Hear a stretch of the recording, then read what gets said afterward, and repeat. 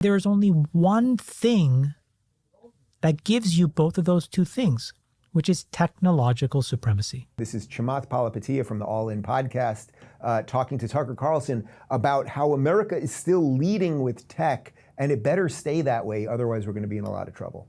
It is important for all 330 million Americans to take a step back and acknowledge this one truth. And I think that it is completely a canonical statement that is inviolate for being an American.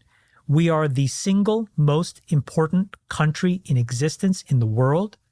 We are the most important country today. We must be the most important country tomorrow. Period. If you say that enough times and you believe it, then there are two things that underpin that, and I think only two. We are the single most vibrant economy in the world, and we are the single strongest military in the world.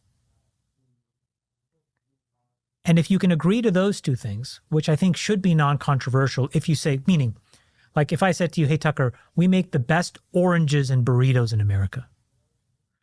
That does not yield the most important country in the world. If I said we make the best shoes and the best flat panel TVs, that does not equate to the most powerful country in the world. But if I said to you, we have the strongest and most vibrant economy and the strongest and most powerful military, that is the strongest and most important country in the world. Yes. And then there is only one thing that gives you both of those two things, which is technological supremacy. So go back to these examples. If I said to you, we write the best books, those books could be incredibly powerful, but it does not give you technical supremacy.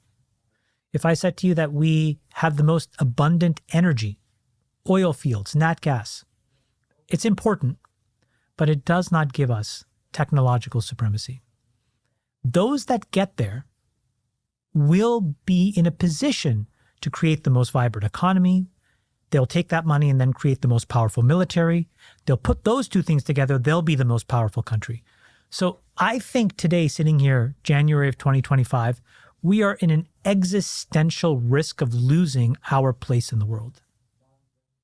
And the reason is that we have people from the inside trying to sabotage our economy effectively and trying to sabotage our military capability. And they do that not explicitly, but they do that because they are in positions of leadership and they fundamentally don't know what they're doing. And this is what needs to get called out. And I think what we need is this wholesale reform of the people that are at the levers and in the controls of these things.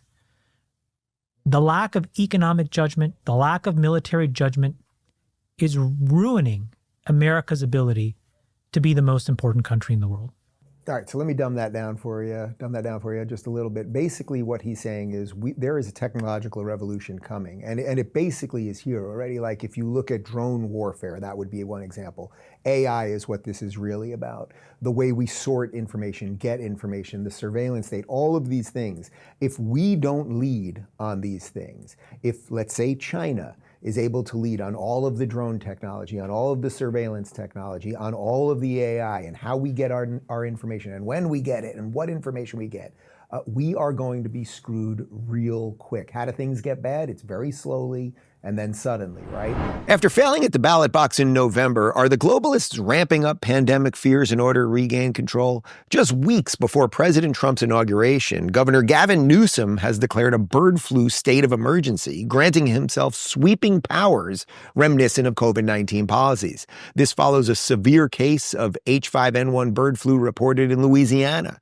Critics like Nicholas Hulsher warn that these pandemic fears could be weaponized to challenge President Trump's agenda, including the nomination of RFK Jr. to lead the Department of Health and Human Services. Last summer, Dr. Peter McCullough raised concerns about the bird flu, linking its rapid spread to gain-of-function research, now a widespread practice in labs globally.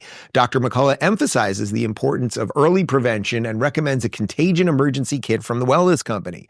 This medical board-approved solution includes 5 critical life-saving medications, such as ivermectin, Tamiflu, HCQ, and a nebulizer. Now every household can access access these hard-to-get medications in preparation for the unexpected. Act now, be prepared. Get your Contagion Emergency Kit by filling out a simple digital intake form. Your kit will arrive within 1 to 2 weeks. Don't wait until it's too late. Stay ready for anything. Visit twc.health/Rubin. Use code Rubin to save $45 off, plus free shipping.